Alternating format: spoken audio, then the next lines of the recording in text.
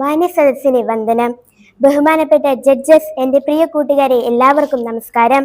ഞാൻ ഇന്നിവിടെ പറയാൻ പോകുന്ന വിഷയം ഇന്നത്തെ ഇന്നത്തെ വായനക്കാർ നാളെയുടെ നേതാക്കളാണ് എന്ന വിഷയമായി പ്രസംഗത്തിൽ നിങ്ങളുടെ മുമ്പിൽ ഞാൻ പറയട്ടെ.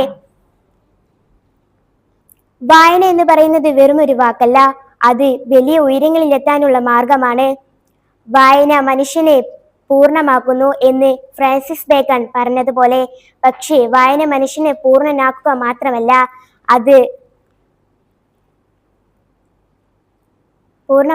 മാത്രമല്ല അത് മികച്ചൊരു നേതാവാക്കുകയും കൂടി ചെയ്യുന്നു.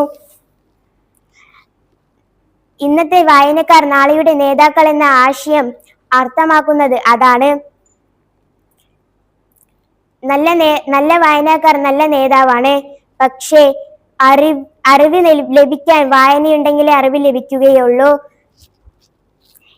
ലോകം മൊത്തം മാറ്റിമറിച്ച നേതാക്കളെല്ലാം വായനയിലൂടെയായിരുന്നു. മഹാത്മാഗാന്ധിജി, APJ അബ്ദുൽ കലാം ഇവരൊക്കെ ഇതിന് ഉദാഹരണങ്ങളാണ്. വായിച്ചു വളരുക, ചിന്തിച്ച് വിവേകം നേടുക എന്നത് കുഞ്ഞുണ്ണി മാഷ് പറഞ്ഞത് ഓർക്കുന്നില്ലേ? വായന കേവലം സമയം കളയാനുള്ളതല്ല, അത് ഗുണങ്ങൾ വളർത്താനുള്ളതാണ്. നാം പുസ്തകങ്ങൾ വായിക്കുന്നത് നമ്മളുടെ വ്യക്തിത്വത്തെ പോഷിപ്പിക്കുകയാണ്. പാഠപുസ്തകം മാത്രം വായിച്ചാൽ പോരാ, കഥകൾ, കവിതകൾ, നോവലുകൾ, ആത്മകഥകളൊക്കെ വായിക്കണം. നാം നല്ല തിരഞ്ഞെടുക്കുന്ന പ്രാപ്തം ചെയ്യുന്നു.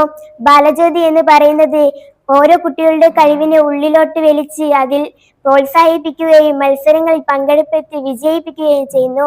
ബാലജ്യോതി ക്ലബിലൂടെ നമുക്ക് ഉയരങ്ങളിൽ എത്തട്ടെ എന്ന് പ്രാർത്ഥിച്ചുകൊണ്ട് എൻ്റെ വാക്കുകൾ ഇവിടെ ഉപസംഹരിക്കുന്നു. നന്ദി, നമസ്കാരം.